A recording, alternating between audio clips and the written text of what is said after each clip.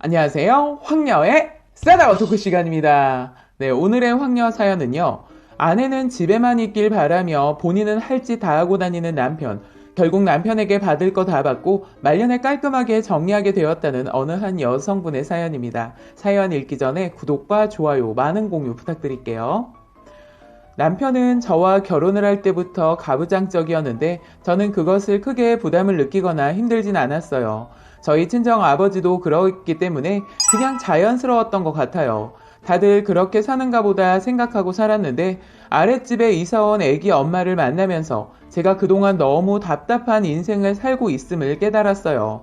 저는 살면서 영화관 한번 가지 않고 그냥 가족만 바라보면서 살아왔는데 아랫집 부부를 보니까 적어도 한 달에 한두 번은 꼭 영화를 보고 다니고 있는 거예요. 그것도 동생 남편이 먼저 예약을 해서 외식까지 풀코스로 즐기고 가끔은 심야 영화도 본다는 말에 저는 그동안 헛살아온 것 같아 억울했어요. 왜냐면 남편은 결혼 생활 7년쯤 되었을 때 저모르게 살짝 바람도 피웠거든요. 다행히 저한테 바로 들켜서 깊은 사이까지는 가지 않았지만 그때부터 남편에 대한 애정이 다 사그라진 것 같아요.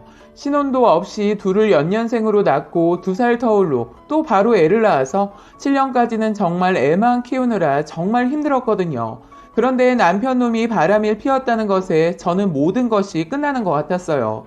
제 인생도 없이 살아왔는데 배신감에 치가 떨렸었죠. 솔직히 육아에 지쳐서 힘들게 살아도 남편한테 힘든 걸 알아달라는 것도 아니었고 많은 것을 바라지도 않았어요. 단지 그냥 애들 아빠로서 정직하게 살기만을 바랬는데 이놈이 배신을 한 거죠. 애들 아빠로서 자격이 없었지만 그놈의 돈 때문에 그냥 무늬만 아빠로 살게 했어요. 그때부터는 서로 그냥 가정을 지킨다는 이유로 그냥 살았던 것 같아요. 이혼도 생각한 적은 있었지만 제가 능력이 없다 보니까 친정의 도움을 받아야 했는데 친정 아버지 성격에 절대적인 도움 같은 건 받을 수가 없었기 때문에 이혼 생각은 접을 수밖에 없었어요. 그 이후로 금이 가버린 결혼 생활은 암흑 같았어요. 그래서 사소한 이유로도 싸움을 하였는데 싸움의 빈도가 너무 컸어요. 그러다 보니까 집안의 살림이 멀쩡한 것이 없었지요. 아이들 또한 그로 인해 정신적으로 충격을 받아서 큰아이는 머리카락이 빠지는 원형 탈모까지 생겨서 병원 치료도 다녔었지요. 아이들을 위해서 이혼을 정말 했어야 했는데 제가 일을 하고 있지도 않고 돈도 없었기 때문에 할 수 없이 그냥 살았죠. 그래서 무능력한 제 자신한테 너무 화가 나서 자해도 한 적이 있었어요. 스트레스가 쌓이다 보니까 저도 모르게 틱 증세까지 보이더군요. 그것도 저는 못 느끼고 살았는데 친언니를 오랜만에 봤는데 저를 보자마자 울면서 왜 그렇게 망가졌냐 하면서 저를 부둥켜 안고 한참을 울더라고요. 그러면서 저한테 병원을 가자고 해서 치료까지 받았어요. 언니 덕분에 모르고 지낼 뻔했던 틱 증세도 고치고 그때부터 정신을 바짝 차렸어요. 그랬더니 애들도 달라지기 시작했어요. 애들이 안정을 찾기 시작하자 학업도 쑥쑥 오르고 제가 손이 전혀 가지 않을 정도로 열심히 노력해줬어요. 그래서 아이들이 학업을 다 마칠 때까지 아이들 교육을 위해 잠시 저를 포기하기로 작정을 하고 살았어요. 더욱이 아이가 하나도 아니고 셋이나 되었기 때문에 아이들을 위해서라면 싸울 일도 그냥 무시하고 넘겼어요. 저는 그래서 그 사건 이후로 이 사람을 돈 벌어다 주는 사람으로 취급을 했어요. 애들 교육을 다 마치면 말년에 이놈을 한 방에 차버리라 결심을 했어요. 그렇게 저는 애들만 바라보고 살고 있었는데 아랫집 동생을 알게 되면서 저도 변화가 시작되었어요. 그동안 잊고 있었던 제 안에 꿈틀거리고 있는 것들이 하나둘 나오기 시작하는 거예요. 전에는 술도 잘 하지 못했는데 동생과 이 얘기 저 얘기하면서 낮술을 한두 잔 마시다 보니까 술도 느는 거예요. 신랑은 워낙 술을 즐기는 사람이라 반주를 꼭 하는데 저는 술을 못 먹어서 전혀 먹지 않았거든요. 그런데 어느 날부턴가 제가 한두 잔 받아 먹으니까 의아해 하더군요. 예전엔 한 잔만 먹어도 온몸이 빨갛게 달아올랐는데 낮술의 효과인 줄은 모르겠지만 술을 몇 잔을 먹어도 몸의 변화가 전혀 없는 거예요. 그걸 지켜보던 남편이 그러더군요. 체질이 변했나 보다고. 그러거나 말거나 저는 낮에 동생과 남편 모르게 술을 자주 즐겼어요. 그러면서 저의 성격도 조금씩 변화가 왔어요. 남편은 그런 저를 이해해주지 않고 오히려 타박을 하면서 말을 함부로 했어요. 수정이 아빠, 나 내일 아는 동생이랑 밥 먹고 술 한잔하고 올 것 같아. 했더니, 어디 여자가 밤에 술을 먹고 돌아다녀? 집에 있으니까 낮에 만나서 밥이나 먹어. 하더군요. 무슨 개 같은 소리를 하고 있나 싶었죠. 저는 말을 했기 때문에 다음날 남편 저녁밥을 준비해놓고 나가서 즐겁게 밥도 먹고 술도 먹고 왔어요. 저는 술도 적당히 기분 좋게 취해서 기분 좋게 집에 왔는데 현관을 들어서자마자 너무 화가 났어요. 현관에는 제 신발과 옷들이 찢겨 있었고 거실엔 저녁에 먹으라고 차려놓은 밥상을 엎어놨더군요. 저를 보자마자 그놈, 너 뭐하러 들어왔냐? 내가 나가지 말라고 했지? 그동안 너무 참은 것이 이 결과인 것 같아서 가만히 있지 않았어요. 내가 네 소유물이야 뭐야? 난 네가 하라면 하고 하지 말라면 안 해야 하는 거냐? 뭐 이딴 새끼가 다 있어? 너가 뭔데 이래라 저래라야? 내가 벌어다 준 돈 쓰고 다니니까 이런 말 할 자격 있는 거 아니야? 야, 더럽고 치사하다. 너 그걸 가지고 지금 따지고 드는 거야? 하면서 저는 옆에 있는 자그마한 화분을 들어서 방바닥에 던져버렸어요. 이놈도 그런 저를 보고 깜짝 놀라더니 본인도 식탁을 엎어버리더군요. 저도 지지 않고 이것저것 다 때려 부셨어요. 술을 먹어서 그런지 두렵지도 않고 보이는 것도 없더라고요. 한번 갈 때까지 가보자는 식으로 다 때려 부셨더니 저를 한 대 때리더군요. 저도 있는 힘을 다해 그놈 얼굴을 긁어버렸어요.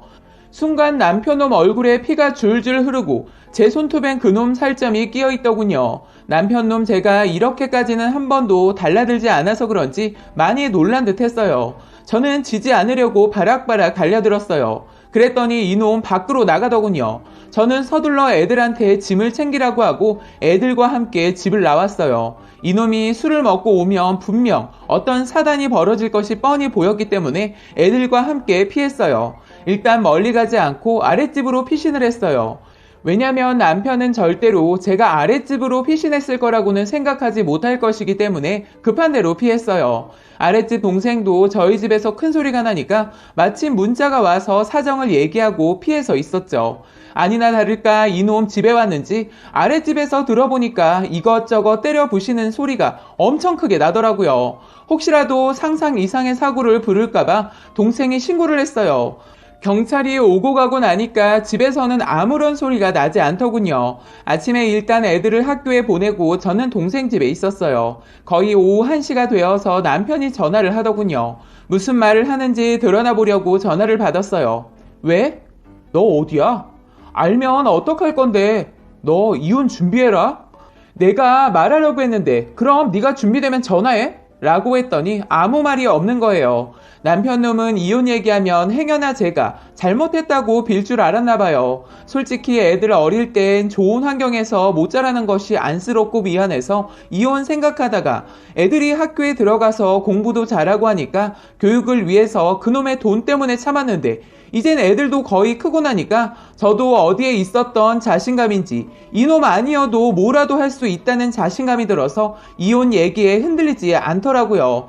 사실 지금부터가 애들한테 돈 들어갈 때이긴 해서 이혼하는 거 참을까 했는데 더는 아닌 것 같아서 이혼하겠다고 하니까 오히려 이놈 말을 못하더군요. 그러더니 나중에 전화한다고 하더니 일주일 동안 연락을 안 하다가 전화해서는 생각해보니까 내가 잘못한 것 같아 하는 거예요. 이건 뭐지 싶었어요. 그런데 저는 이미 이놈과 모든 것이 정리가 되어서 그냥 끝내자고 했어요. 그리고 마냥 아랫집 동생네 집에 있기도 그렇기도 해서 애들 학교에 얘기해서 잠깐 친언니네로 갔는데 그곳에 찾아와서 싹싹 빌더군요.